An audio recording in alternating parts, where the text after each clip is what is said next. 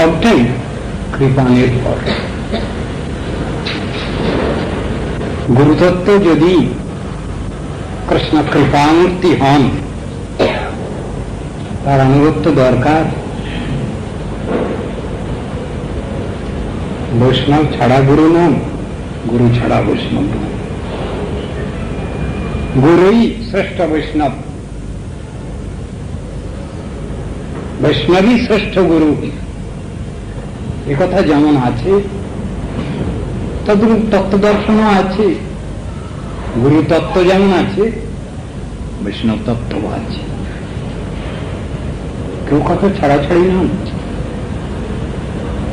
গুরু যদি বৈষ্ণব আনুগত্য শিক্ষা না দেন, তিনি গুরু নন। আবার বৈষ্ণব যদি গুরুদানুগত্য শিক্ষা না দেন, তাহলে তিনি বৈষ্ণব নন। এমনই সুন্দর তত্ত্ব দর্শন। গুরু ছাড়া বৈষ্ণব নন, বৈষ্ণব ছাড়া গুরু নন। ভক্ত ছাড়া ভগবান নন, ভগবান ছাড়া ভক্ত নন। তত্ত্ব দর্শন কাকু ছেড়ে কেউ নন। আমি যদি কেবল ভক্তকে মানি, ভগবানকে যদি না মানি, তত্ত্ব দর্শন আমার ঠিক হলো না। আবার কেবল ভগবানকেই মানি, ভক্তকে মানি না, তাহলে তত্ত্ব দর্শন ঠিক না। তাহলে ভগবান আমার থেকে অনেক দূরে। ভগবান নিজে মুখেই বলছেন, সাধব হৃদয়মজ্জম সাধুনাং হৃদয়ান্তাম। সাধুগণ আমার হৃদয়, আমি সাধুগণের হৃদয়। মদন্নত্তে ন জানন্তি না হন্তে ভ্রমণাগ। আমার সেই পরমপ্রিয় ভক্ত আমাকে ছাড়া আর কাউকে জানে না। আর ভক্ত সেই প্রেমময় ভগবান ছাড়া আর কাউকে জানেন না, বুঝেন। এই তো পরস্পরের সম্পর্ক। এই সম্পর্ক ভুললে তো হবে না। এই সংসারে যত আত্মীয় স্বজন, যত সম্মানহারা ব্যক্তি, সকলের মধ্যেই যখন এই বিচার থাকবে, তখন সকলেই যথার্থ বৈষ্ণব। এই বিচার নিয়ে যদি চলতে পারে জগৎ। গার্জিয়ান কে হবে? কে গার্জিয়ান হবেন? যিনি ভগবানের উপর নির্ভরশীল, তিনি তো গার্জিয়ান। যিনি ভগবান কেষ্টবিষ্টু কিচ্ছুই মানেন না, ধর্মকর্ম কিচ্ছুই মানেন না, সাধন ভজন কিচ্ছুই মানেন না, নীতি আদর্শ কিচ্ছুই মানেন না, তিনি বা তারা গার্জিয়ান হবেন কি করে? অধিকার কোথায়? যে গার্জিয়ান শিক্ষা দেবেন আমাকে, ভগবানটা গান কিচ্ছু না, দরকার নেই,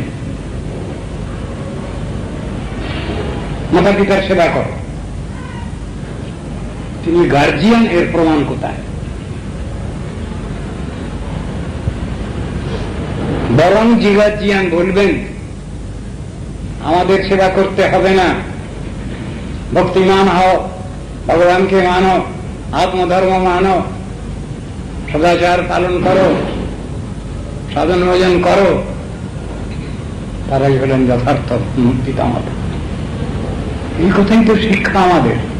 এই শিক্ষা ভুলে যাচ্ছি কেন আমরা? শ্রীমদ ভাগবতে বলছেন, ভগবান থেকেই আমরা সবাই এসেছি।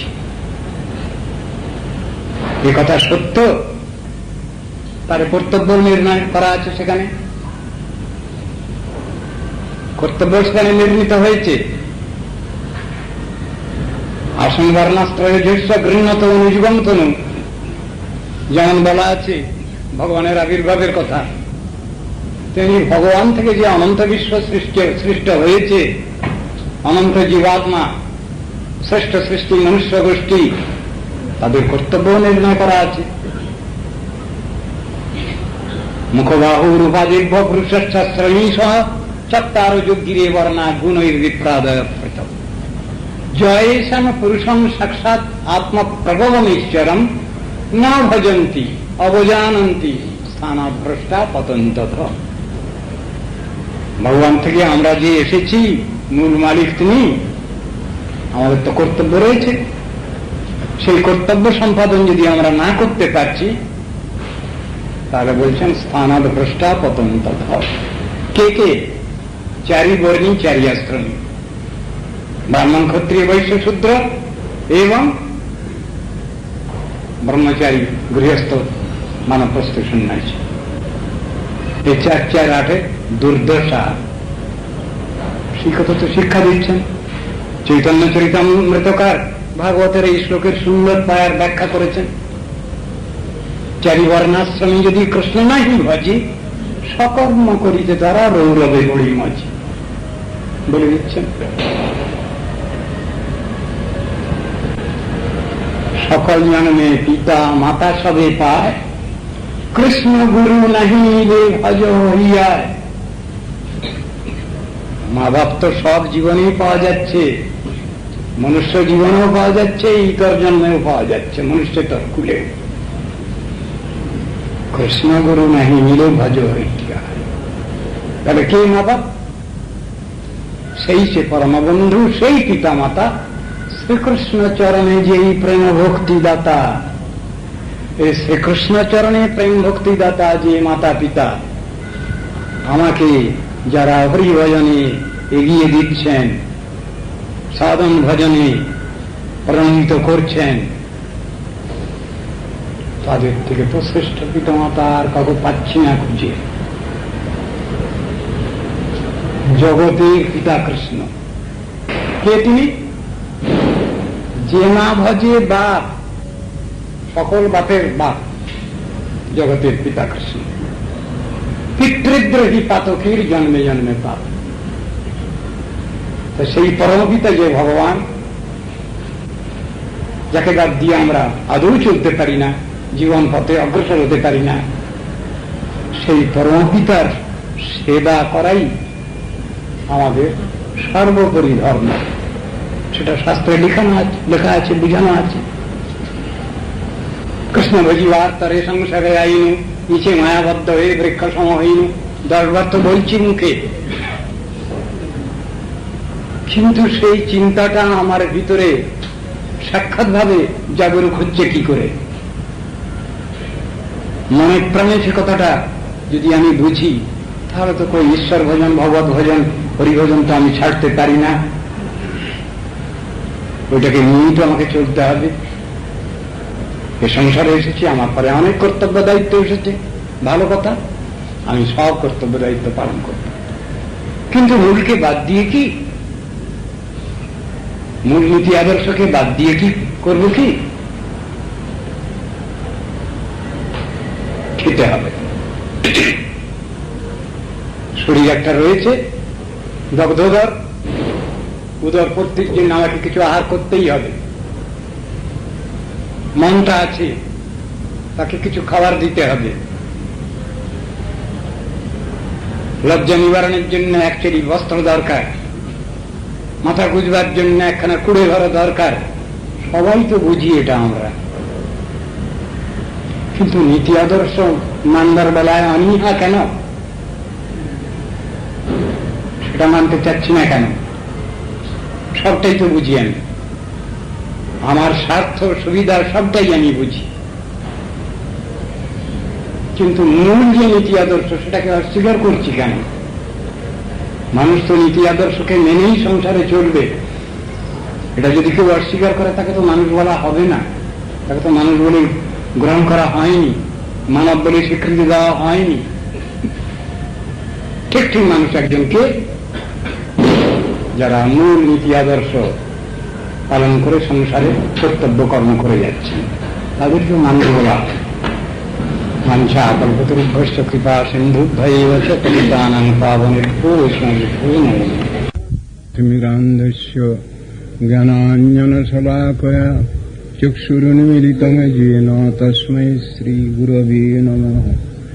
मूकं करोति वाचालं पङ्गुं लङ्घयति गिरिं यत्कृपातमहं वन्दे श्रीगुरुं। नमो महावदन्याय कृष्णप्रेमप्रदायते कृष्णाय कृष्णचैतन्य नाम्ने गौरतिसे नमः। हे कृष्ण करुणा सिंधो दीनबंधो जगत्पति गोपेश गोपिका कांत राधा कांत नमस्तुते। नमो ब्रह्मण्य देवाय गो ब्राह्मण हिताय च जगद्धिताय कृष्णाय गोविंदाय नमो नमः। तप्त कांचन गौरांगी राधे वृंदावनेश्वरी वृषभानुसुते देवी प्रणमामि हरिप्रिये। वृंदायै तुलसीदेव्यै प्रियायै केशवस्य च कृष्ण भक्ति प्रदे देवी सत्यवत्यै नमो नमः। नारायणं नमस्कृत्य नरं चैव नरोत्तमं देवीं सरस्वतीं व्यासं ततो जयमुदीरये। मञ्चाकल्पतरुभ्यश्च कृपा सिन्धुभ्यैव च पतितानां पावनेभ्यो वैष्णवेभ्यो नमो नमः।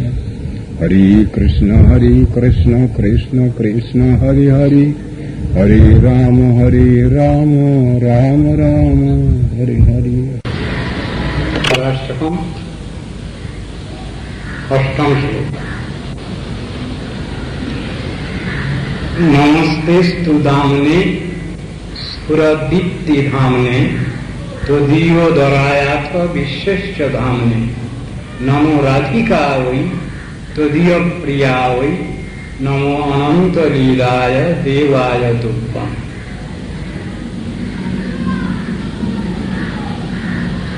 हे दामोदर, আপনার উদরবন্ধন মহারজ্জুকে নমস্কার। নিখিল ব্রহ্মতেজের আশ্রয় ও চরাচর বিশ্বের আধার স্বরূপ আপনার উদরকেও নমস্কার। আপনার প্রিয়তমা রাধিকাকে এবং আপনার অলৌকিক লীলাবিলাসকে আমি নমস্কার করি।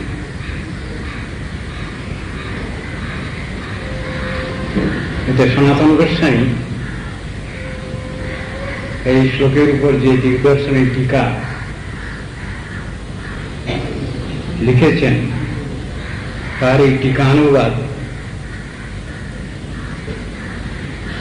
এই প্রকার স্তুতি সমাপন মুখে নিজের প্রার্থিত বিষয়ে সিদ্ধির নিমিত্ত ভক্তি বিশেষের উদ্রেক হেতু ভগবানের অসাধারণ পরিকর অবয়ব ও পরিবারাদি প্রত্যেকেরই পৃথক পৃথক ভাবে নমস্তেস্তু ইত্যাদি শ্লোকে প্রণাম করছেন। পূর্বে এ সম্বন্ধে কিছু আলোচনা হয়েছে, গতকালই কিছুটা আলোচনা হয়েছে যে ভগবান বললে পরে তিনি একাকী নন, সবকিছু তার সবকিছু নিয়ে, তার নাম রূপ গুণ লীলা পরিকর সবকিছু নিয়ে সেই ভগবান। এখানে সেই কথাই বলছেন। শুধু যদি কেবল ভগবানকে প্রণাম করা যায়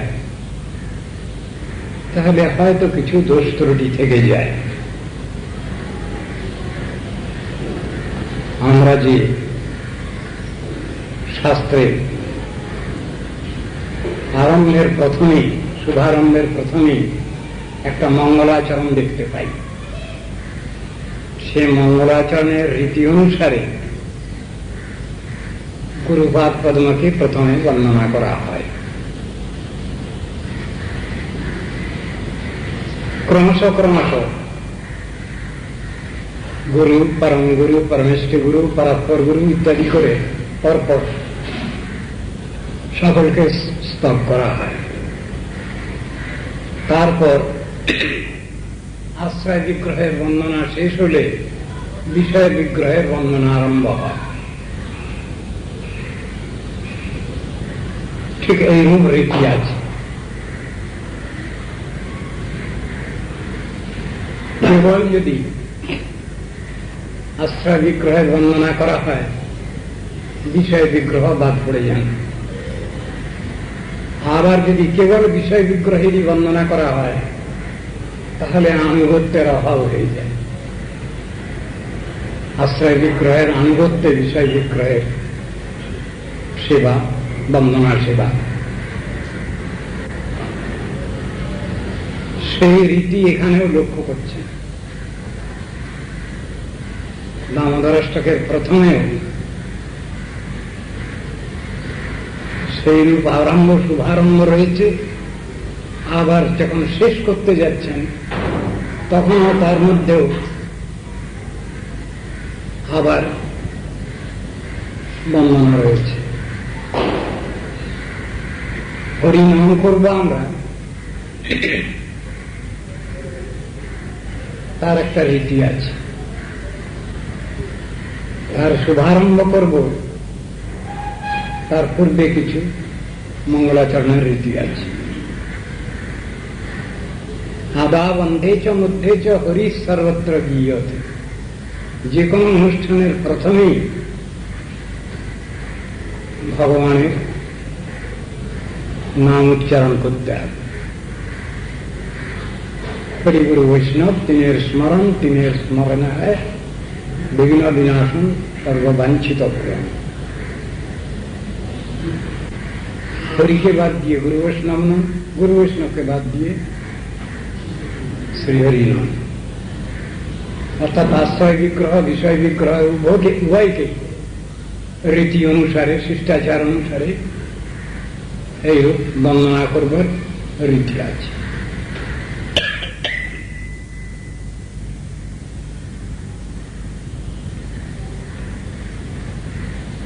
আপনার উদর বন্ধনকারী এই মহাপাশকে নমস্কার করি। কিছুটা আলোচনা হয়েছে কাল। ভগবান এবং ভগবানের বিভিন্ন অঙ্গ প্রত্যঙ্গ, প্রতি অঙ্গ প্রত্যঙ্গকেও প্রণাম করা হচ্ছে, বন্দনা করা হচ্ছে। আছে রীতি। যখন কোনো কিছু অসুবিধা হয়ে যাচ্ছে বালগোপালের, দামোদর কৃষ্ণের, মা যশোদা তিনি শুনেছেন, জেনেছেন তার ছেলে স্বয়ং ভগবান। জানা থাকার সত্ত্বেও, শোনার সত্ত্বেও তিনি তার ছেলেকে ভগবান বলে মেনে নিতে পারছেন না। যদি মেনে নেন তাহলে সেখানে ঐশ্বর্যের আধিক্য প্রমাণিত হয়।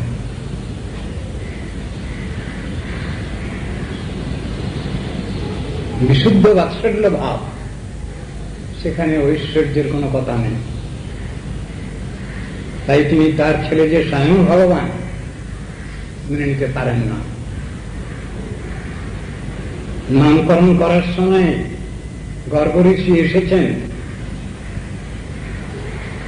নন্দালয়ে।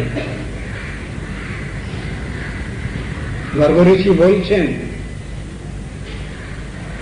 হে নন্দরাজ, তোমার এই ছেলে সাধারণ শিশু নন। বলে দিলেন অনেক কথা সেখানে।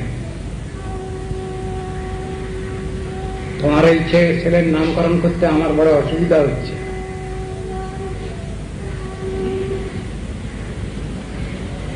বড়দেবের নামকরণ করতে গিয়ে, শঙ্কর্ষণের নামকরণ করতে গিয়ে অসুবিধা হয়নি, কিন্তু যখনই তোমার এই ছেলের নামকরণ করতে যাচ্ছি আমি খুব মুশকিলে পড়ে যাচ্ছি। কি নামকরণ করা হবে? যত যত নাম আমি মনে করছি সব নামগুলো চাপা পড়ে যাচ্ছে। কিসে চাপা পড়ছে? একটা নামে, তোমার এই পুত্র অনন্ত লীল। কিন্তু যত কিছু আমি মনে করছি বা ধ্যানে যা পাচ্ছি, এক কৃষ্ণ নামই সব চাপা পড়ে যাচ্ছে। আমি নতুন কি নাম রাখবো? তোমার এই পুত্র এ সংসারে, জগৎ সংসারে সব থেকে প্রাচীন ব্যক্তি, বৃদ্ধ, অতি বৃদ্ধ, বৃদ্ধাতি বৃদ্ধ তোমার এই পুত্র। তুমি এর নামকরণ করতে বলছ, কি করে আমি এর নামকরণ করব? তোমার এই ছেলে পূর্বে বহুবার এসেছে এই জগতে। আসন বর্ণাস্ত্রয় গৃহ্ণত অনুযুগমতনু শুক্র রক্ত স্থাপিত ইদানীং কৃষ্ণতাঙ্গত। তোমার এই ছেলে সত্যযুগে ব্রহ্মচারী বেশে তপস্যা মূর্তিতে নিয়ে এসেছেন, রক্তমূর্তিতে যজ্ঞমূর্তিতে ইনি ত্রেতাযুগে এসেছেন। তোমার এই পুত্রই পীতরূপে পীত গৌররূপে আবির্ভূত হবেন ইদানীং কৃষ্ণতাঙ্গত। এখনই কৃষ্ণমূর্তিতে এসেছেন।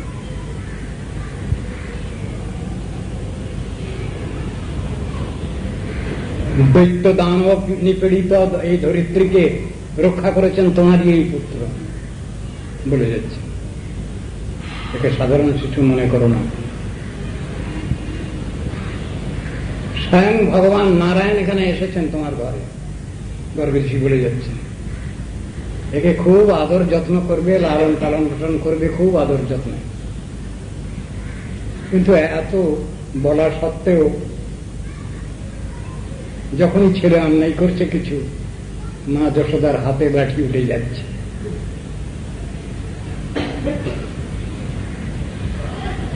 বিশুদ্ধ বাৎসল্যের এই স্বভাব, সেখানে ঐশ্বর্যের কোন স্থান নেই। শুনলেও বিশ্বাস হচ্ছে না। কখনো গোপ বালকগণের সঙ্গে তিনি অনেক মাটি খেয়েছেন ব্রহ্মাণ্ড ঘাটে, তারা সব এসে নালিশ দিয়েছে। বিশেষ করে বড়দেব এসে নালিশ দিয়েছে। ইউনিভার্সাল মাদার মা যশোদা, মা কানাই কৃষ্ণ অনেকগুলো মাটি খেয়েছে আজকে। কেন খেয়েছে বলতে পারি না, কিন্তু অনেক মাটি খেয়েছে আজকে। এই নালিশ এলো মা যশোদার কাছে। অন্য কেউ বললে হয়তো কিছুটা সন্দেহ হতো, কিন্তু বড়দের খুব গম্ভীর প্রকৃতি। দাদা তো বড়দা তো, গাম্ভীর্য না থাকলে তাহলে আর বড়দা হওয়া যায় না। দাদাগিরি আর বড়দা গিরি দুটো এক না, কত তফাৎ আছে। খুব শান্তশিষ্ট এবং খুব গম্ভীর প্রকৃতি বড়দেব। তিনি এসে বলছেন, নালিশ দিচ্ছেন, মা আজকে অনেক মাটি খেয়েছে কানাই। কথাটা অবিশ্বাস করবার নেই। মা যশোদা বলছেন, হ্যাঁ রে কানাই, বলাই কি কথা বলছে তোর সম্বন্ধে? তুই অনেক মাটি গিলেছিস নাকি আজকে? তুই কি বাড়িতে খেতে পাস না? তোকে কি খেতে দেওয়া হয় না?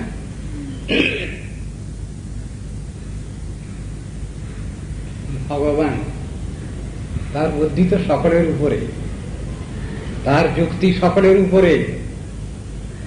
সকল প্রশ্নের উত্তর তিনি দিতে পারেন, দিয়ে রেখেছেন শাস্ত্রগ্রন্থে। আর সাক্ষাৎ ভাবে এখন মা প্রশ্ন করে বসছেন, কি করবেন? এত সবই জানা আছে।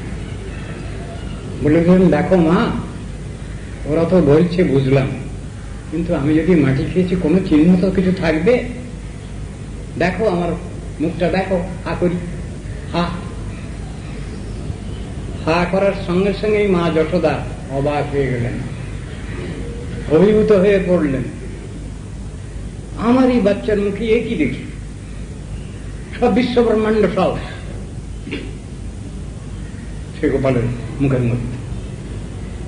আশ্চর্য লাগে, আয়নায় যেমন আমরা নিজেদের প্রতিমূর্তি দেখি, মা যশোদা নিজেকেও দেখলেন তার মুখের মধ্যে। নন্দ মহারাজকে দেখলেন, মা যশোদা নিজেও তার মুখের মধ্যে দেখলেন। অনন্ত বিশ্ব ব্রহ্মাণ্ড সব। ভেলকি ভোজবাজি লেগে গেছে। কি করলেন? তাড়াতাড়ি ডাকো ডাকো, মামন পুরুষ ডাকো। শিশুর সব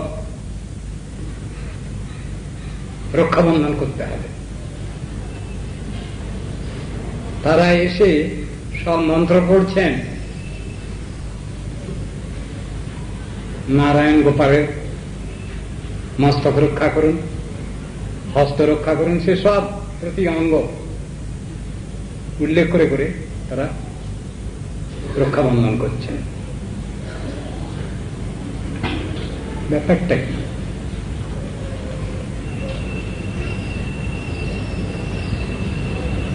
সেখানে তো একটু মার কাছে একটু ভোজবাজি দেখিয়ে কোন রকম করে সিচুয়েশন ম্যানেজ করেছে।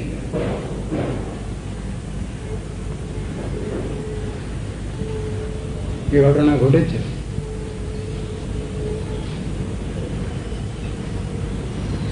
বহু ক্ষেত্রে এমন হয়েছে।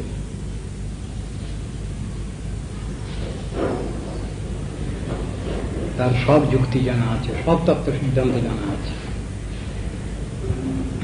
তার যে ক্ষমতা আছে, সে ক্ষমতার দ্বারা মা হাতে লাঠি নিয়েও তাকে মারতে পারছেন না। সব জানা আছে, আর্ট সব জানা আছে। কান্না শুরু করেছে, চোখে পানি গড়াচ্ছে না, কিন্তু রগড়ে রগড়ে মা যশোদে কাজল দিয়ে দিয়েছিলেন চোখে, আর একটু জলের সঙ্গে মিশিয়ে বেশ খুব সুন্দর চেহারা হয়ে গেছে, কালো ভূত চেহারা হয়ে গেছে। ওই কান্নাকাটির ভাব দেখেই ভয়ে ভীত মা যশোদা লাঠি ফেলে দিয়েছে, দৃষ্টি ফেলে দিলেন, কাঁদতে হবে না তোকে। কিন্তু তোকে বাঁধবো, তুই এত দুষ্ট হয়েছিস। পাড়া প্রতিবেশী সবাই নালিশ করছে এসে তোর বিরুদ্ধে, তুই কখন কি করিস আমি তো বুঝি না। তুই ভোরবেলায় গিয়ে পাড়ার লোকের ঘরে গিয়ে ক্ষীরসর ছানা মাছ চুরি করে খাস, তারা নালিশ দেয়। যে ঘরে কিছু পায় না সে ঘরে বাচ্চা ছেলেগুলো শুয়ে থাকে, তাদের মধ্যে চিমটি কেটে কাঁদিয়ে দিয়ে আসে।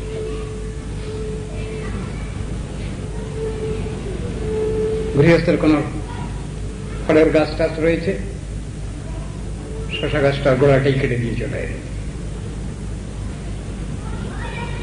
ঘরের ভিতরে ঢুকলো, ঢুকে হাতে পাচ্ছে না, উদুখল নিয়ে ঠেলে ঠেলে নিয়ে পাড়ছে, বা নিচে একটা লাঠি দিয়ে খোঁচা মেরে দিল, পড়ছে, হা করে আছে। নিজে খাচ্ছে না, সব বহু বাঁদর জুটে গেছে, সে বাঁদর এখনো আছে বৃন্দাবনে। বাঁদর গুলো এসে গেছে, কাকটাক গুলো এসে গেছে, তাদের খা খা দিয়ে দিচ্ছে। সে বাঁদরের অত্যাচার এখনো আছে। ব্যাপারে তোর বিরুদ্ধে এত নালিশ। মাখন চুরি করতে যাচ্ছেন, সে সময় গোপী চিৎকার করছেন, চিৎকার করতে যাচ্ছেন, সঙ্গে সঙ্গে ইশারা করে দিচ্ছে, খবরদার কথা বলবেন। বর্ণনা করছেন তো লীলার মধ্যে, বালগোপাল চরিতের মধ্যে তো রয়েছে এসব কথা। দধিমথননিনাদৈস্তপ্ত নিদ্র প্রভাতি নিভৃত পদমগারম বল্লবীনাং প্রবিষ্ট মুখ কমল সমীরৈ রাস নির্বাক্ত দীপান কবলিত নবনীত পাতুমাং বালকৃষ্ণ। সেই বালগোপাল বালকৃষ্ণ তিনি আমাদের পালন করুন, পোষণ করুন। দধিমথননিনাদৈস্তপ্ত নিদ্র প্রভাতি, মা যশোদা উঠে চলে গেছেন ভোরে, এও সঙ্গে সঙ্গে বালগোপালও সঙ্গে সঙ্গে উঠে চলে গেল। ঘর ঘর ঘর ঘর আওয়াজ হচ্ছে, মাখন টানার আওয়াজ। ওই শব্দ শুনেই ও উঠে চলে গেছে।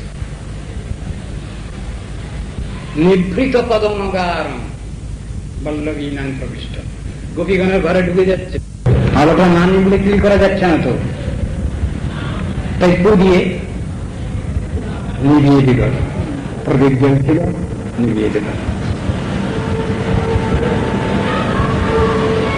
সেই যে বালগোপাল, তিনি আমাদেরকে পালন করুন, পোষণ করুন। কত বুদ্ধি! গয়নাগুলো তো গায়ে রয়েছে, শব্দ হবে চলতে গেলে, টুংটাং টুংটাং শব্দ হবে, সেগুলোকে সব চেপে ধরেছে। সদ্যে পানো নিয়মিত রবং কিং কিং দামোদরিত্ব, ওগুলো আওয়াজ হবে, সেগুলো সবগুলোকে চেপে ধরে রেখেছে। কুবজি ভুই অপ্রপদগতিভেদ মন্দাং মন্দাং বিহস্য, খুঁজো হয়ে ঢুকছে। দরজা, ছোট ছোট দরজা তো, সে তো নিজে একই তো বাচ্চা, তারপরে দরজাগুলো এত ছোট, সে খুঁজো হয়ে ঢুকছে। প্রপদগতিভেদ মন্দাং মন্দাং বিহস্য, খুব আস্তে আস্তে চুরি করতে যাচ্ছে। তো আসছে কেন? চুরি করতে যাচ্ছে, যদি ধরা পড়ে গিয়ে মুশকিল হয়ে যাবে, সে এক ভয় আছে। অগ্নৌর ভঙ্গা বিহসিত মুখী বারয়ন সম্মুখী না, ইশারা করে দিচ্ছে চোখে, খবরদার। আঙুল দিয়ে দেখে দিচ্ছে, খবরদার, চিৎকার করবে না। অগ্নৌর ভঙ্গা বিহসিত মুখী বারয়ন সম্মুখী নাম, মাতু পশ্চাৎ হরত হরি জাতু হইয়ঙ্গভীনাম। ওখান থেকে চুরি করে খেয়ে এসেছে, এখন তখন সব খেয়ে এসেছে চুরি করে। কিছুক্ষণের মধ্যেই মা যশোদা যখনই সন্তান ছেড়ে চলে এসছেন ভোরবেলা, ব্যাস তার পিছন পিছন ঘুরছে। এ ছেলে কখন এসব দুষ্টুমি করে? গোপীগণের যেসব নালিশগুলো আসছে মা যশোদার কাছে, মা যশোদা কিছুই বিশ্বাস করতে পারছেন না। আমার ছেলে তো আমার কাছেই তো শুয়ে থাকে, আর আমি এইটুকু গেছি বাথরুমে, এটুকু স্নান সেরে গেলাম, এর ভিতরে কি করেছে, কোথায় গেল? ঠিক এর ভিতরেই কাজ সেরে ঠিক আমার মতো এসে হাজির হয়ে গেছে। কিছুই বিশ্বাস করতে পারেন না তিনি, যার জন্য তাকে কষ্টকর পরিশ্রম শুরু করতে হয়েছিল। রাজরানী তো হাজার হাজার গাভী, গোবৎস, তার ভিতরে আবার খুব বাছা বাছা কপিরাজনী, তার জন্য চাকর বাকর দিয়ে কাজগুলো হয়। তিনি ভাবলেন, এই তো চাকর ঝিচেখানে দিয়ে কাজ করি, কড়াইদের দিয়ে, এরা বোধ হয় ভালো করে যত্ন করে বোধ হয় করে না, এসব মাখন টাখন খুব যত্ন করে তৈরি করে না। সেই জন্য বোধ হয় আমার গোপাল বাড়িতে খায় না, ওই বাড়ি লোকের বাড়ি বাড়ি চুরি করে বেড়ায়। তাই মা যশোদা এই কষ্টকর পরিশ্রম করতে বসেছেন।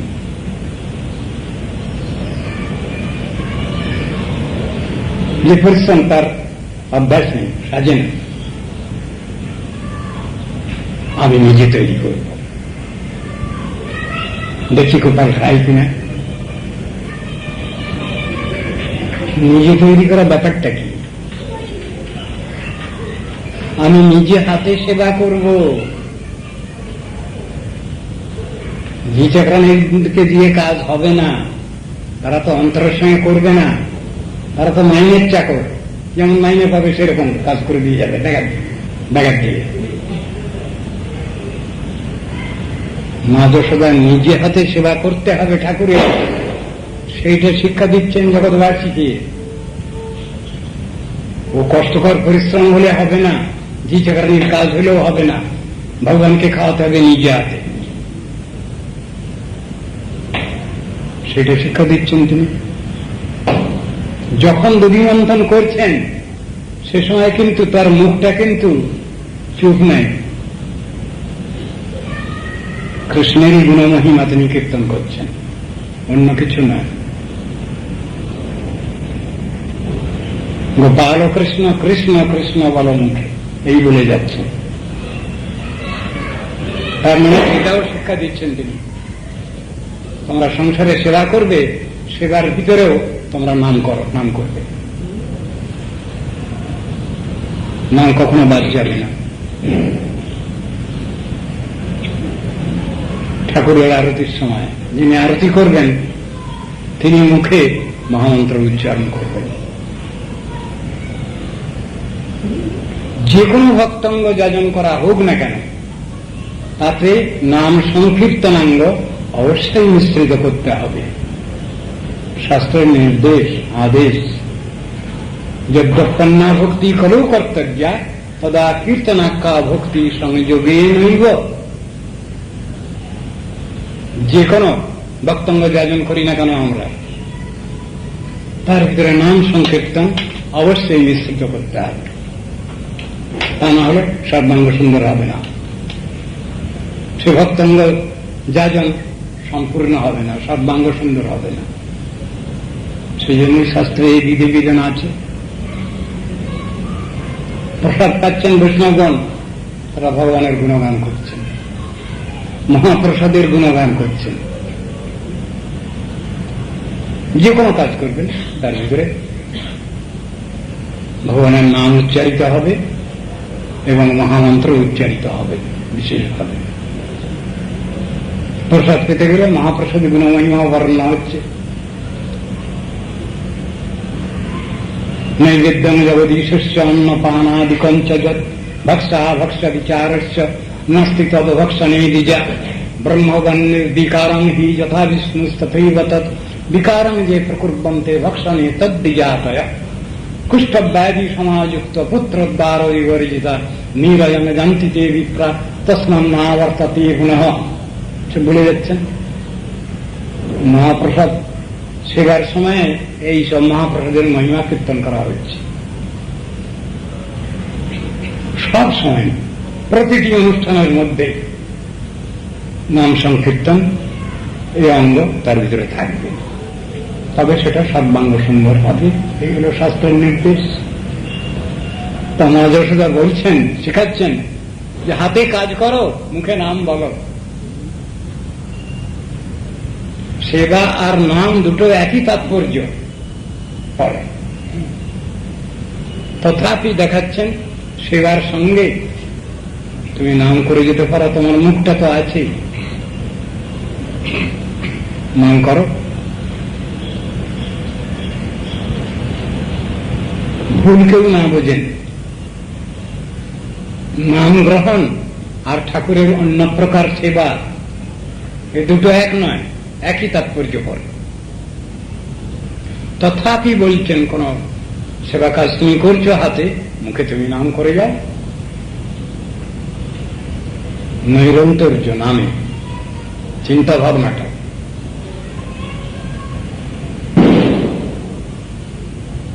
শিক্ষা দেওয়া রয়েছে। তা সেই ভগবান তিনি সর্বত্র একইভাবে যে তার লীলা প্রকাশ করছেন তা নয়। কাল আমরা আলোচনা করেছি যে ভগবান থেকে যে ইন্দ্রিয় বৃত্তি আমরা পেয়েছি সেটা ভগবৎ সেবা নিযুক্ত করার নামই হল ভক্তি। ঋষিকেন ঋষিকেশ সেবানাম ভক্তির উচ্চতে। আর ভগবান উপরওয়ালা মালিক, তার থেকে ইন্দ্রিয় বৃত্তি আমরা পেয়েছি, কিন্তু আমাদের ইন্দ্রিয় বৃত্তির এক একটা এক এক রকম ধরনের ক্রিয়াশীল, এক এক রকম ভাবে। কিন্তু ভগবানের যে ইন্দ্রিয় বৃত্তি, ভগবানের যে হাত পা চোখ কান নাক মুখ যা কিছু, এই সবগুলোর এমনই বৈশিষ্ট্য, এক অঙ্গের দ্বারা তিনি অন্য অঙ্গের পারপাস সাফ করতে পারেন বলা আছে। সে সম্বন্ধে উদাহরণ দেওয়া হয়েছে। ভগবান কিছু জীবজন্তু জানার মধ্যে এমন কিছু ক্ষমতা দিয়ে রেখেছেন যেটা মানুষের নাই, এমন কিছু অলৌকিক ক্ষমতা দিয়ে রেখেছেন। তো ভগবান এবং তার প্রতি অঙ্গ প্রত্যঙ্গ সবটারই বৈশিষ্ট্য আছে, যে বৈশিষ্ট্য সাধারণ মানুষ পারে না রক্ষা করতে। শ্রীমৎ শ্রীমদ্ ভাগবত আলোচনা করছি আমরা। দেখছি শাস্ত্রে শ্রীমদ্ ভাগবতের মহিমা কীর্তন করছেন, আবার দ্বাদশ স্কন্ধাত্মক যে শ্রীমদ্ ভাগবতম, তার প্রতিটি স্কন্ধের অবয়বের হিসাব দিয়েছেন, দেননি কি? পাদ, প্রথম, দ্বিতীয়, তৃতীয়, তুর্য, কথিত, যদুরু, এসব বলে যাচ্ছেন সব। না বিস্ততা কি পঞ্চমাইব ষষ্ঠ ভুজান্তরং দুর্যুভুজোলং তথান্ন কণ্ঠস্থু রাজন নবম যদিও মুখারবিন্দং দশম প্রফুল্লম একাদশ জ্যেষ্ঠ ললাট পট্টম শিরোপি দ্বাদশ এব ভাতি। সমাধি এবং এই যে সব স্তব করা হচ্ছে ভাগবতের, তার প্রতি অঙ্গ প্রত্যঙ্গে, এটা কল্পনা নয়, এটা কাল্পনিক ব্যাপার নয়, আর অঙ্গ প্রত্যঙ্গ। আমারই মঠেরই, আমারই এক সতীর্থ, তিনি কোন সময় আমাকে দশম স্কন্ধ শ্রীমদ্ ভাগবত পাঠ করতে দেখে তিনি বলেছিলেন, আপনি দশম স্কন্ধ পাঠ করছেন কেন? আপনার তো একাদশ দ্বাদশ স্কন্ধ পাঠ করবার কথা, আপনি দশম স্কন্ধ নিয়ে বসেছেন কেন? আমি তাকে সংক্ষিপ্ত উত্তর দিয়েছিলাম, আপনারাই তো, আপনাদের থেকেই তো শুনি স্বাদু স্বাদু পদে পদে। তো শ্রীমদ্ ভাগবত যদি তাই হন, তাহলে এর আবার অষ্টিবল্করহীন যে বস্তু, যার সবটাই রস, তার কোনটা ভালো কোনটা খারাপ এই বিচার তো করা যাবে না।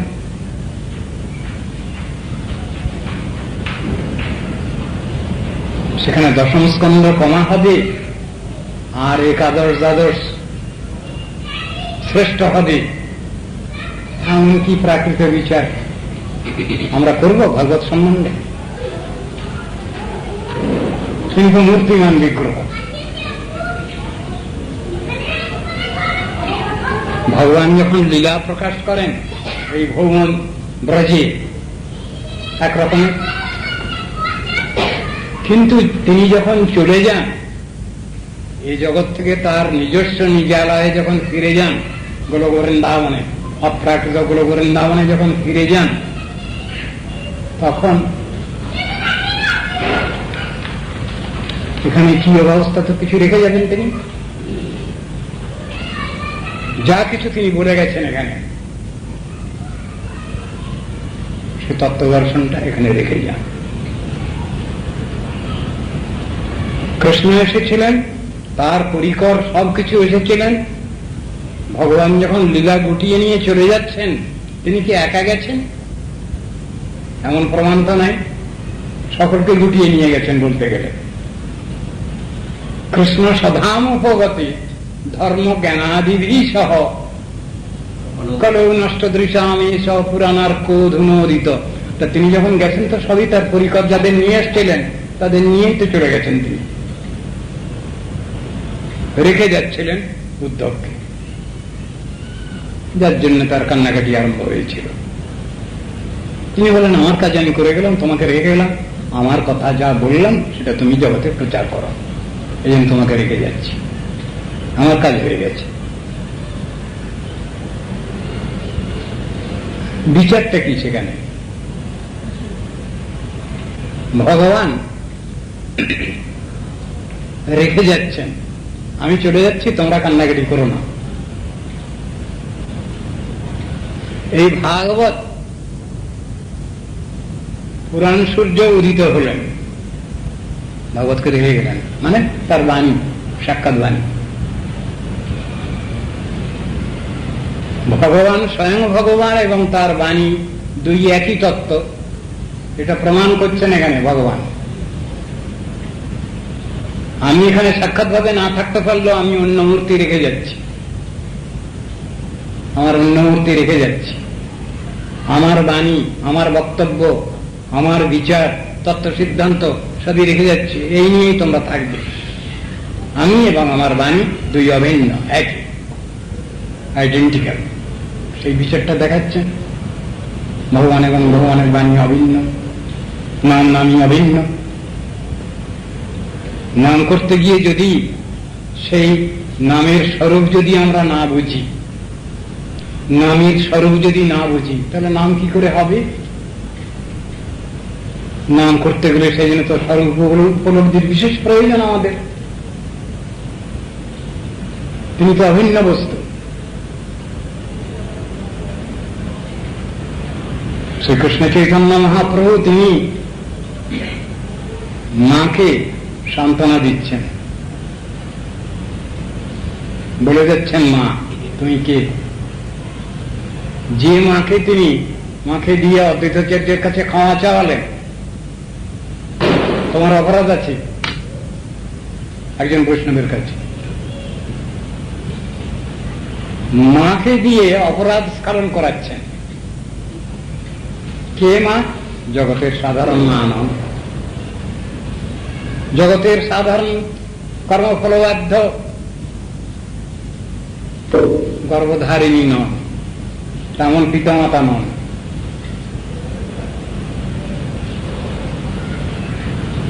তাই নীতি আদর্শ দেখাচ্ছেন তিনি, অখিল লোক শিক্ষক, ত্রিলোকগুরু, জগৎকে সাধন ভজন শিক্ষা দেওয়ার জন্য যিনি এসেছেন, তিনি মাকে দিয়ে অপরাধ স্মরণ করাচ্ছেন। কে বলে তোমাকে অদ্বৈত? তোমার তো দ্বৈত বুদ্ধি।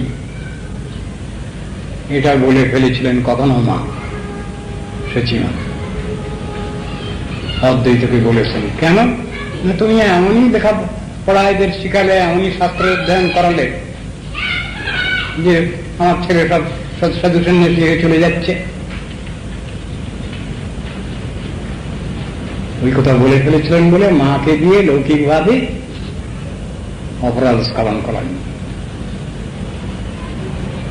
আবার তিনি যাকে মা বলে স্বীকার করেছেন, তিনি যে সে ব্যক্তি নন, সাধারণ নারী নন, আর পিতা সাধারণ পুরুষ নন, সেটা তো তিনি জগৎকে জানিয়েছেন। ভাগবতে তো তার মহিমাই রয়েছে। অহো ভাগ্যম অহো ভাগ্যম নন্দ গোপ ব্রজৌকশম জন্মিত্রং পরমানন্দম পূর্ণ ব্রহ্ম সনাতনম। নন্দ কিমকরোৎ ব্রহ্মণ শ্রেয়ৈব মহোদয়ম যশোদা বা মহাভাগা পভৌজস্তমং হরি। ভয়ঙ্কর ব্যাপার তো। নন্দ যশোমতীর গুণগান করছেন, তারা যে সৌভাগ্য পেয়েছেন, যে অধিকার পেয়েছেন, জগতের মানুষ পায়নি। এমন অসাধারণ ব্যক্তিত্বকেই পিতামাতা বলে মেনে নিয়েছেন,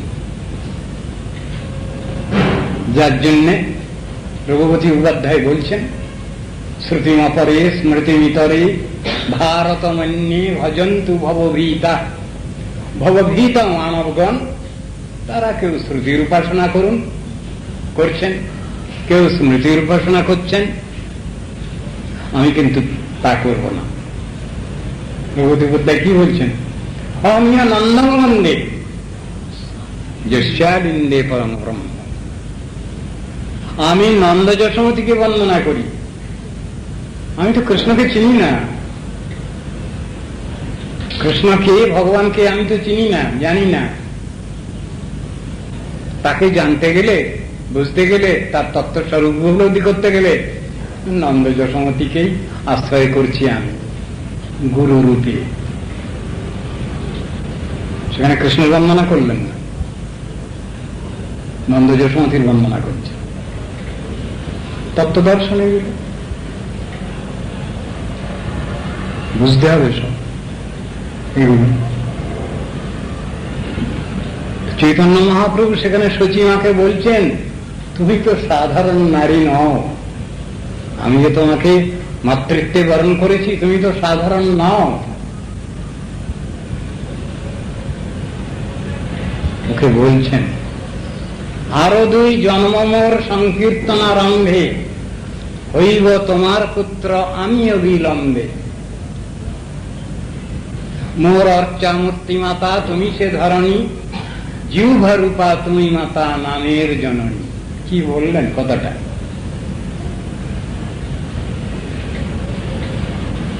আমি যেভাবে এসেছি তোমার কাছে, আরো 2 ভাবে আমি এখানে প্রকটিত। সে 2টো ভাব কি?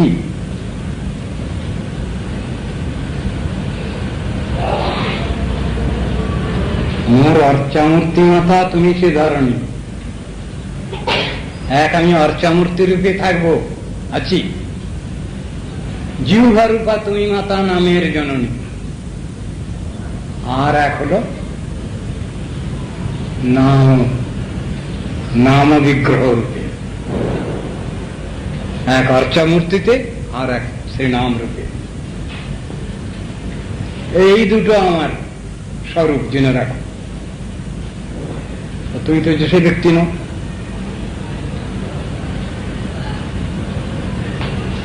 সব জিনিসেরই তাৎপর্য আছে। নাম বিগ্রহ স্বরূপ এক রূপ বলছেন, তফাৎ নাই। মায়াবাদীকে গালাগালি দিচ্ছেন, সমালোচনা করছেন চৈতন্য মহাপ্রভু। কাশিতে পড়ায় বেটা প্রকাশানন্দ, সেই বেটা করে মোর অঙ্গ খণ্ড খণ্ড। বাখা নয় বেদ বেটা বিগ্রহ না মানে, সর্ব অঙ্গে কুষ্ঠ কইলু তবু নাহি জানে। মানছে না। মায়াবাদী বিগ্রহকে বলছে প্রাকৃত জড়, নামকে বলছে জড়, অপরাধী। মায়াবাদী কৃষ্ণে অপরাধী। তত্ত্ব বিরোধ করছে, তত্ত্ব সিদ্ধান্ত বিরোধ করছে সে, সেজন্য কথা এসেছে। পাশাপাশি রেখে সবটা তো বিচার করতে হবে। স্বয়ং ভগবান, স্বয়ংরূপ ভগবান, তার শ্রীমূর্তি, তার শ্রীনাম একই বস্তু। তার প্রতি অঙ্গ প্রত্যঙ্গ প্রত্যেকটি সচ্চিদানন্দ ময়। এই কথাটাই শিক্ষা দেওয়া হচ্ছে। আনন্দময় অভ্যাস, এই সূত্রেতে আনন্দের অভ্যাস, এই কথাটা শঙ্করাচার্য বলতে চেয়েছেন শারীরিক ভাষ্যে। ময় শব্দটাকে তিনি চাপা দিয়ে রাখতে চাচ্ছেন। তিনি বলতে চাচ্ছেন আনন্দের অভ্যাস, কিন্তু কথাটা তো তা নয়। ব্রহ্মসূত্র যে মূল সূত্র, সেটা হলো আনন্দময় অভ্যাস। আনন্দময় যে বস্তু, সচ্চিদানন্দময় যে বিগ্রহ, তার সম্বন্ধে অনুশীলন।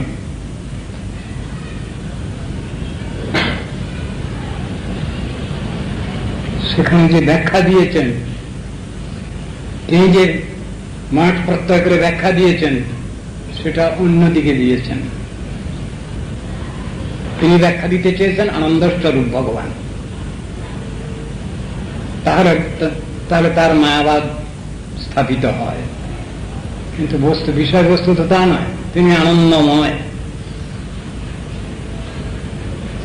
এবং সেখানে মঠ প্রত্যয়, সেখানে ব্যাখ্যা অন্যান্য আচার্যবর্গ দিয়েছেন প্রাচুর্যার্থে, প্রচুর আনন্দ। সুতরাং তিনি শুধু কেবলমাত্র আনন্দ নয়, আনন্দং ব্রহ্ম এটা বললে হবে না, আনন্দময়।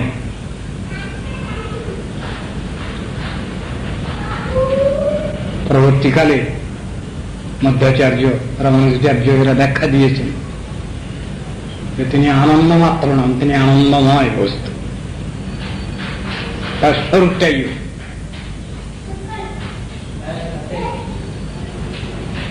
বাঁচতে চাই কেন আমরা অজর অমর, সেই জন্য আমাদের বাঁচবার ইচ্ছে। আমাদের কারোই মরবার ইচ্ছা নেই, সকলেই বাঁচবার ইচ্ছে। কেন? বলছেন আমরা সেই বস্তু তো, জীবাত্মা অজর অমর শাশ্বত শুদ্ধ সনাতন বস্তু।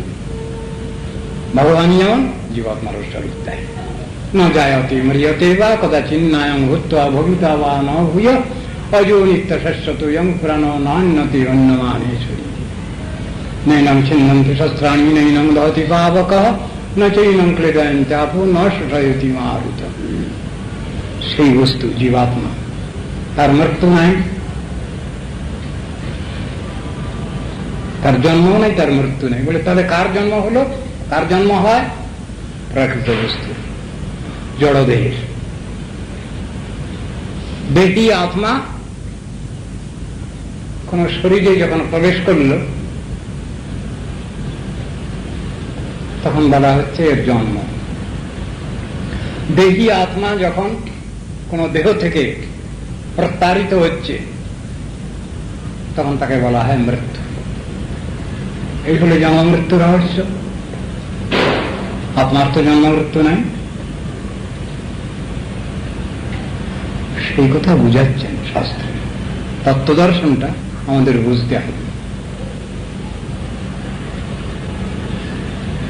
বাহ্য এতে ইন্দ্রিয়তে কিছু দেখতে পাওয়া যাচ্ছে, সেটা দেখেই তত্ত্ব নির্ণয় করা যায় না, তত্ত্ব নির্ণয় করা হবে না। যাবৎ জীব নিবসতি দেহে কুশলং তাবৎ পৃচ্ছতি গেহে। যতক্ষণ পর্যন্ত এই দেহাধারে জীবাত্মার অধিষ্ঠান আছে ততক্ষণ পর্যন্তই আমাদের পরস্পরের মধ্যে কুশল জিজ্ঞাসা। গতবতী বায়ু দেহা পায়ে ভারিয়া বিভ্বতি তস্মিন কায়ে। কিন্তু এই দেহাধার থেকে যখন চলে যায় জীবাত্মা তখন কি আর কোনো কুশল জিজ্ঞাসা থাকে? তখন কি আমরা জিজ্ঞাসা করি ভাইয়া রে কেমন আছো, হে কুশল তো? এটা জিজ্ঞাসা করি না। তাহলে কাকে লক্ষ্য করে? এটা জীবাত্মাকে কেন্দ্র করে এই প্রশ্ন। যতক্ষণ দেহাধারে জীবাত্মা অধিষ্ঠিত ততক্ষণই কুশল জিজ্ঞাসা। সবটা বিচার তো এরকমই করেছেন। কতক্ষণ হচ্ছে? 10 মিনিট সময়। 10 মিনিট আছে। আপনার উদর বন্ধনকারী এই মহাপাশকে নমস্কার করি। ভগবানকে নমস্কার করছেন, এখন তার উদরকে নমস্কার করছেন। কোন উদর? যে উদরে অনন্ত বিশ্ব ব্রহ্মাণ্ড সব আছে, যিনি সমস্ত অনন্ত বিশ্বের যিনি মূলাধার, যার থেকে সৃষ্টি, যার থেকে সংস্থিতি, যার থেকে প্রলয় সবকিছু সংগঠিত হচ্ছে, সেই তত্ত্ববস্তু পরব্রহ্ম। যত বা ইমানি ভূতানি জায়ন্তি যেন জাতানি জীবন্তি যৎ প্রয়ন্তি অভিসংবিশন্তি তদ বিজিজ্ঞাসস্য তদেব ব্রহ্ম। সেই বস্তু, তিনি নিরাকার নন, তিনি নির্বিশেষ নন, তিনি নির্গুণ নন, তিনি নিঃশক্তিক নন, সবটাই পজিটিভ সাইডে তার সব আছে। গীতার মধ্যে প্রশ্ন করা হয়েছে এক জায়গায়, অর্জুন প্রশ্ন করছেন, সগুণ নির্গুণ নিয়ে প্রশ্নটা এসেছে। প্রশ্নের উত্তরটা সেখানে কি দিয়েছেন? কৃষ্ণ বলছেন, দেখো প্রাকৃত কোনো ব্যাপার নয়। ভগবানকে যদি শুধু নিরাকার নির্বিশেষ নির্গুণ নিঃশক্তিক বলো তাহলে ভগবানের গুণপনা ব্যাখ্যা হয় না, ওটা একটা নেগেটিভ সাইড। কিন্তু তিনি পজিটিভ সাইডেই আছেন। চৈতন্য চরিতামৃতে সেরকম প্রমাণ পাচ্ছি আমরা। কোথায়? প্রায় বলিও সবিশেষমেব, যেখানে বলছেন, যে শ্লোকের মধ্যে বলছেন বিচার যোগে সতিহন্ত দাসম প্রায় বলিও সবিশেষমেব। সবিশেষ আর নির্বিশেষ এই দুটো কথার মধ্যে নির্বিশেষ শব্দটা নেগেটিভ, সবিশেষ শব্দটা পজিটিভ। পজিটিভটা আছে বলেই নেগেটিভ। সুতরাং তিনি সবই। যদি বলি তিনি সবিশেষ, তাহলে তিনি কি নির্বিশেষ নন? এই ব্যাখ্যা কি নাই? শাস্ত্রে এটাও আছে, এই ব্যাখ্যাও। কিভাবে নির্বিশেষ? প্রাকৃত জগতের কোন বৈশিষ্ট্য তার নাই, অপ্রাকৃত বৈশিষ্ট্য সমন্বিত, সেই ব্যাখ্যা দিচ্ছেন। নির্গুণ শব্দের ব্যাখ্যা কি করছেন ভাগবতে? হরিহি নির্গুণ সাক্ষাৎ পুরুষ প্রকৃতি পরা সর্বদ্রিক উপদ্রষ্টা তং ভজন নির্গুণ ভাবে বলছেন। সুখদেব গোস্বামী পরীক্ষিত রাজকে বলছেন হরিহি নির্গুণ সাক্ষাৎ, কারণ তার কোন গুণ নেই, সর্বগুণে গুণান্বিত তত্ত্ব তিনি। তাই বলছেন পুরুষ প্রকৃতি পর, সেই যে পুরুষ, সেই যে পরম পুরুষ, সেই যে পুরুষোত্তম, সেই যে লীলা পুরুষোত্তম, পুরুষ প্রকৃতির পর, তিনি প্রকৃতির পরপারে অবস্থিত, মায়াতীত, গুণাতীত, ত্রিগুণাতীত, এসব বিশেষণগুলো আছে ভগবানের। নির্গুণ শব্দের এই অর্থ। প্রাকৃত, গুণবর্জিত, সেই অবস্থাকে ব্যাখ্যা করছেন। তার শক্তি আছে, তিনি শক্তিমান তত্ত্ব। শাস্ত্রে প্রশ্ন করা হয়েছে সেই আমাদের পরমপাস্য যে তত্ত্ব, তিনি কি নিঃশক্তি? বলছেন না, তিনি শক্তিমান। আর তত্ত্ববস্তু হচ্ছেন ব্রজে অপ্রাকৃত ব্রজেন্দ্র নন্দন। কি লাইনটা? অদ্বয় জ্ঞান তত্ত্ব ব্রজে ব্রজেন্দ্র নন্দন, কতটা বলা হয়েছে চৈতন্য চরিতামৃতে। অদ্বয় জ্ঞান তত্ত্ব তিনি পরম পুরুষ, তিনি পুরুষোত্তম, তিনি লীলা পুরুষোত্তম। ব্যাখ্যাগুলো তো সব দেওয়া আছে, উপনিষদেও দেওয়া আছে, গীতা ভাগবত আছে। অধোক্ষজ তত্ত্ব তিনি। আমাদের এই যে ইন্দ্রিয় বৃত্তি, এই ইন্দ্রিয় বৃত্তির দ্বারা সেই তত্ত্ববস্তুকে আমরা বুঝে উঠতে পারি না, জেনে উঠতে পারি না, সেই ব্যাখ্যা দেওয়া হচ্ছে। অধোক্ষজ শব্দের যে ব্যাখ্যা দেওয়া হয়েছে, অধঃকৃতম অতিক্রান্তম বদ্ধ জীবানাম ইন্দ্রিয়জং জ্ঞানং যেন স অধোক্ষজ। অধোক্ষজ অপ্রাকৃত, ইন্দ্রিয়াতীত। আমাদের চিন্তাধারণার ভিতরে, প্রাকৃত চিন্তাধারণার ভিতরে ওটা আসে না। অবাং মনস গোচর, যত বাচ নিবর্তন্তে অপ্রাপ্য মনসা সহ, এসব কথাগুলো বলছেন উপনিষদে। সেই তত্ত্ববস্তু হচ্ছেন পরম ব্রহ্ম ভগবান।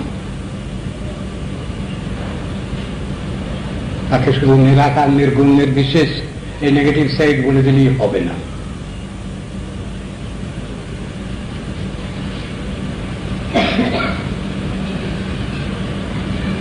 এই মহাপাশটি কি প্রকার? শোভমান তেজসমূহের আশ্রয় বা আধার স্বরূপ। কাল একটু ব্যাখ্যা করা হয়েছে।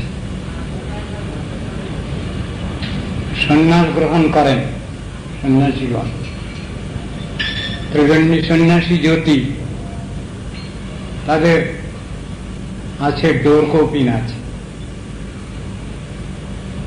কি ডোর কৌপিনটা? কি? অনন্তরূপী ডোর, লজ্জা রূপা কৌপিন।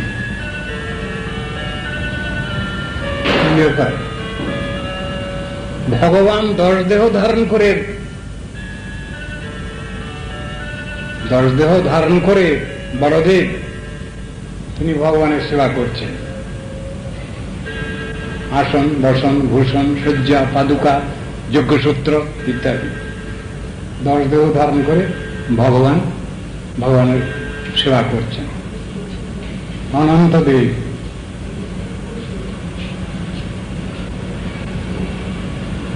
মন্ত্র রয়েছে, পূজার মন্ত্র।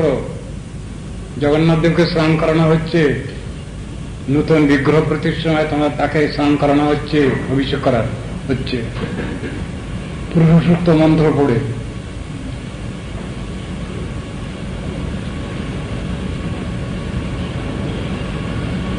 ভগবান শুয়ে আছেন শয্যাশায়ী। কিসের উপরে? মহাসমুদ্রে। মহাসমুদ্রে শয়ন করে আছেন ভগবান। কার উপরে? অনন্তনাগের উপরে। শেষশায়ী শঙ্কর্ষণ, অবতারী নারায়ণ, নারায়ণেরও অবতারী, যার অংশা কলাতে গণন, যার লীলা লাবণ্য ধাম, আগম নিগম গান, সেই রাম রহিণী নন্দন। বলছেন তো শেষশায়ী শঙ্কর্ষণ। তিনি কার পরে শুয়ে আছেন, শয়ন করে আছেন? সহস্র শীর্ষা পুরুষ, সহস্রাক্ষর সহস্রপাত, এই যে সব মন্ত্র রয়েছে। শেষশায়ী, কারণার্ধিশায়ী, গর্ভোদকশায়ী, ক্ষীরার্ধিশায়ী, শুয়ে থাকা লোক। নারায়ণ মানে কি? এখানে নর শব্দতে ব্যাখ্যা করেছেন বিষ্ণু নারায়ণ। তারই অঙ্গজাত যে কর্ম, তার নাম কারণবাড়ি। তাতে যার অয়ন মানে শয়ন, তিনি হলেন নারায়ণ। এই তো নারায়ণ শব্দের ব্যাখ্যা দিয়েছেন। তো এরা তো সব শেষশায়ী বিষ্ণু, কারণ অবধিশায়ী, গর্ভদশায়ী, ক্ষীরোদশায়ী, ক্ষীরাব্দিশায়ী বিষ্ণু। দেবতাগণ গিয়ে প্রার্থনা করছেন ক্ষীর সমুদ্রের তীরে, আর এগিয়ে যান, যেতে পারেন। ক্ষীর সমুদ্রের তীরে যাওয়া পর্যন্ত তাদের অধিকার। সেইখানে গিয়ে ক্ষীরোদশায়ী বিষ্ণুর কাছে স্তব করছেন গিয়ে। শান্তাকারং ভুজগশয়নং পদ্মনাভং সুরীশম বিশ্বাধারং গগন সদৃশম মেঘবর্ণম শুভাঙ্গম লক্ষ্মীকান্তম কমলনয়নং যোগীর ধ্যানগম্যম বন্দে বিষ্ণু ভবভয়হরং সর্বলোকৈকনাথম। এইগুলো প্রণাম করছেন। ভাগবতে প্রণাম করছেন দেবতাগণ, ব্রহ্মাদি দেবতাগণ। কৃষ্ণের জন্মের পূর্বে গর্ভস্তুতি করছেন। কি বলছেন সেখানে? সত্যব্রতম সত্যপরং ত্রিসত্যম সত্যস্য যোনিম নিহিতং চ সত্যে সত্যস্য সত্যমৃত সত্য নেত্রম সত্যাত্মকং ত্বাং শরণং প্রপন্ন। হে সত্যাত্মক ভগবান, তোমাকে প্রপন্ন হই আমরা।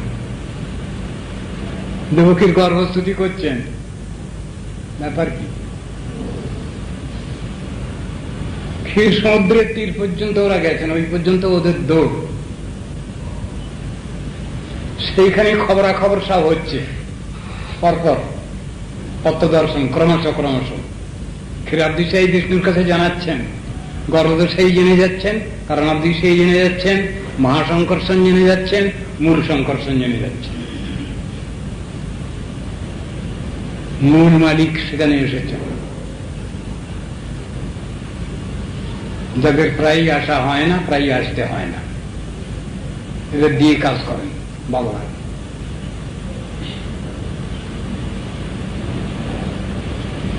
কিন্তু মূলই তিনি এসেছেন। কৃষ্ণচন্দ্রকেই আসতে হয়েছে। তিনি তো একা আসবেন না, তিনি তো একা নন, তিনি তো যুগল। রাধারানী দেখে বসলেন, না আমি যাব না। কেন যাবি না? তোমার কি হলো? তাহলে যেখানে যমুনা নাই, যেখানে গিরিরাজ নাই, যেখানে যমুনা পুলিন নাই, সেখানে গিয়ে তো আমাদের ইয়ে হবে না, শান্তি শাস্তি হবে না। তুমি চিন্তা করছো কেন সব এখান থেকে নিয়ে যাব? ভগবান কোন ধার করা জায়গায় লীলা বিলাস করেন না, তার নিজস্ব স্থানেই তিনি লীলা প্রকাশ করেছেন। শাস্ত্রে বর্ণনা আছে, গর্ভ সংহিতায় দেখবেন আপনারা, সুন্দরভাবে বর্ণনা আছে। বেদনাগ ক্রোশভূমি সধাম্ন স্ত্রী হরিশ্বয়ম প্রেষয়ামাস ভূপতি। 84 ক্রোশ ভূমি অপ্রাকৃত বৃন্দাবন থেকে, অপ্রাকৃত ব্রজ থেকে তিনি এখানে ভূমিতে এখানে প্রকাশ করলেন, ওখান থেকে নিয়ে এলেন, সেইখানেই ভগবান লীলা বিলাস করেছেন। সুতরাং প্রাকৃত কোনো ব্যাপার নয়। শাস্ত্রে বুঝানো আছে, ব্রহ্ম সংহিতা আলোচনা করুন, দেখবেন তার ভিতরে গোকুল সম্বন্ধে এবং গোলক সম্বন্ধে খুব সুন্দর বিচার দেওয়া আছে। ব্রহ্মা বর্ণনা করছেন, সেখানে দুটো বিষয় আছে, গোলকে গোকুল দর্শন এবং গোকুলে গোলক দর্শন। এসব বিচারগুলো গৌড়ীয় বৈষ্ণবগণ ছাড়া অন্য কেউ জানেন না, বোঝেন। কাকে বলে গোকুলে গোলক দর্শন আর গোলকে গোকুল দর্শন, সাধারণ মানুষ বুঝবে না, খুব কঠিন তত্ত্ব সিদ্ধান্ত। এগুলো তো সব বর্ণনা আছে ব্রহ্ম সংহিতায়। অপ্রাকৃত ব্রজ থেকে, অপ্রাকৃত গোলক থেকে ভগবান এইখানে যে ভূমি প্রকট করেছেন তার নামই হল ভৌম ব্রজ। ভগবান সেখানে লীলা করছেন।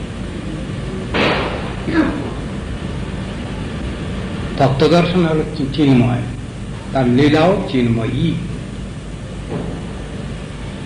যিনি যে বস্তু তার সবটাই সে,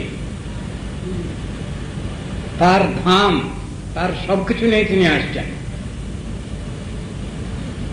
সপার্ষদ সহধাম স্বীয়ধাম সহ অবতরী, কতটা আছে?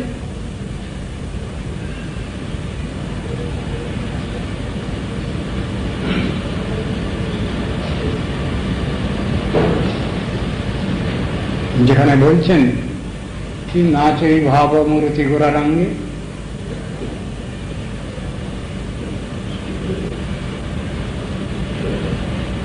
ভগবান তার সমস্ত সবকিছু নিয়েই অবতীর্ণ হন। সুতরাং তিনি একা আসছেন এমন কথা নয়, তার পারিষদ সভাসদ পারিষদ সব কিছু নিয়ে তিনি জগতে এসেছেন। যাওয়ার সময় আবার নিয়ে চলে গেছেন।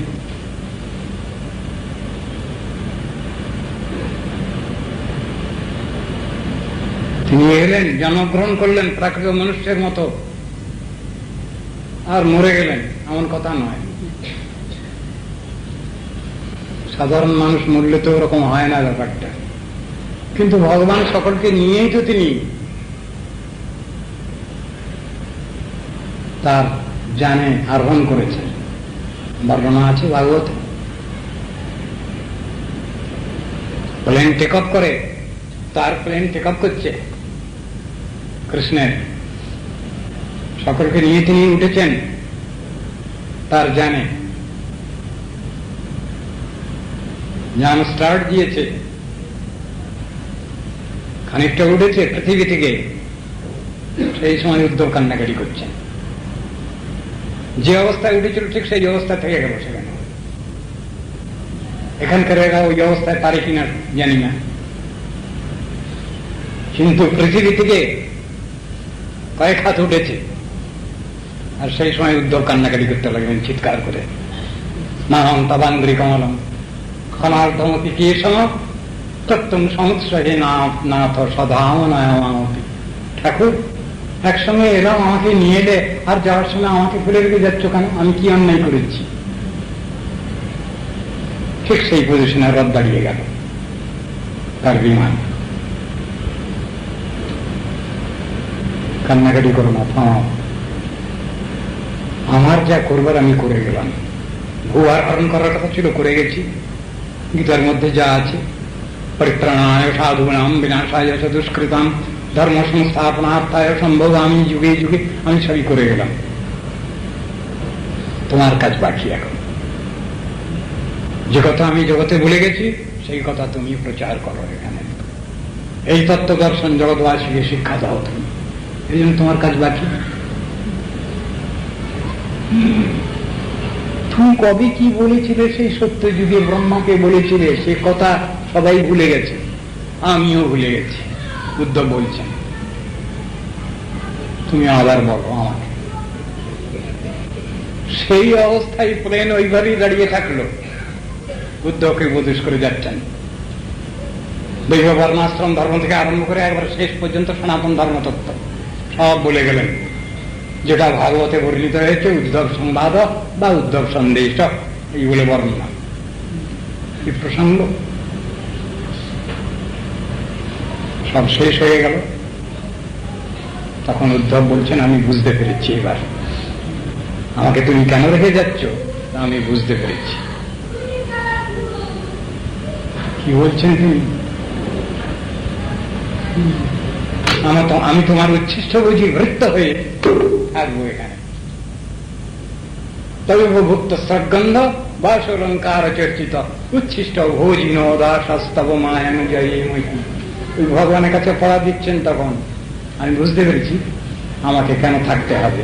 তো বুঝতে পেরেছি আমি সেইভাবেই থাকবো। তোমার বিকশাসী বৃত্ত হয়ে আমি তোমারই গুণগান করব এখানে থেকে। কৃষ্ণ বলে দিয়েছেন তোমার সময় হলে তুমি চলে যাবে। তাকে আশ্বস্ত করে গেছে তোমার যখন সময় হবে তুমি চলে যাবে। কখন যাব? ভজিতে ভজিতে সময় আসিলে এ দেহ ছাড়িয়া। ভক্তেরা যখন ইচ্ছা করবেন তখন চলে যাবে। সাধন ভগবানের দ্বারা এটা হবে তো। আগে পর্যন্ত